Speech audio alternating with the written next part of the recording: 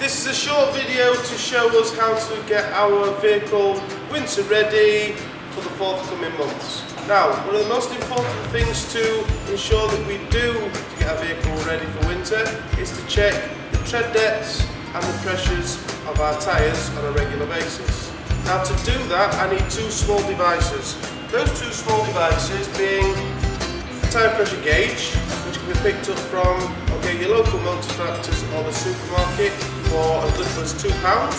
And we can also pick up at the same time as picking the pressure gauge up what we call a tread depth gauge. And I'm going to show you how to use both of them. Alright, so to carry out the tyre pressure gauge, down to my tyre, and I locate the tyre pressure valve in the tyre, and I fit my tyre pressure gauge into the valve and take my reading. So if you're unsuccessful the first time, go in again, and I get my tyre pressure gauge reading. In this particular instance, it's 30 psi.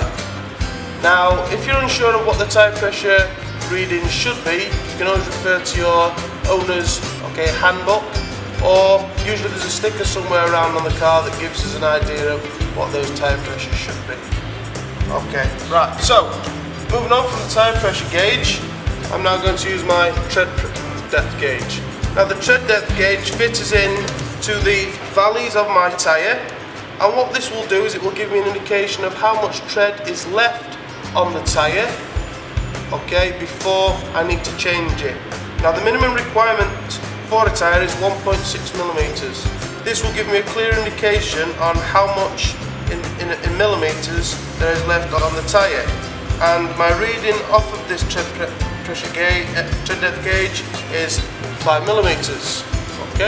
So the 5 millimeter tread depth is quite a good depth for going into winter. I wouldn't want anything less than that really, and what I would do is I would measure the tread depth across the whole width of the tyre, and I would take an average. And I would repeat that process on all 4 tyres. Now we've had a look at the tyres, let's take a closer look at the wiper blades. Alright, so we're going to have a look at the wiper blade on this near side of the vehicle. So the reason that we're going to check the wiper blades on the vehicle is purely and simply because the wiper blades are extremely important to clear the vision for the driver when they're driving along the road. Poor windscreen wipers are going to give us smears and dirt left on the vehicle's windscreen, which is going to impair the driver's and the passenger's view, and that can be really dangerous. So the easiest way to check the wiper blade is by lifting it off the actual windscreen of the vehicle and flipping the wiper blade over so that you can see the actual rubber blade that is fitted to the vehicle. Now this wiper blade, this rubber piece, should be free from nicks, gouges, and that the blade should be complete all the way along the length of the wiper blade without it coming away from its backing. If it's coming away from this backing, i.e. split, then it is then time to replace. Now these wiper blades again are available at most places. Most supermarkets sell them also as well.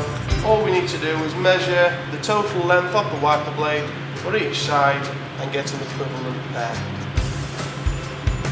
And then once we've checked them, pop it back down against the windscreen, and I do the same with the driver's side. Blades, we're now going to move on to looking at the engine bay, looking where the screen wash needs topping on. So I'm going to open the bonnet through the catch under here.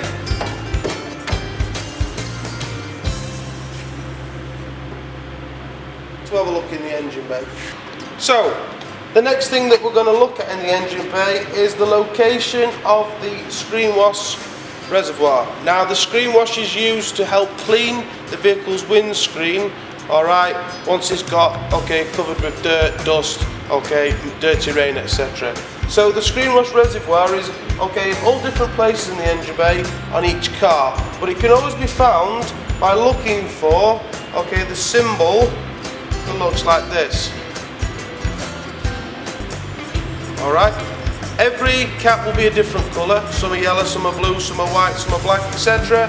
But you will always generally find this particular symbol on that, okay, reservoir for the screen wash.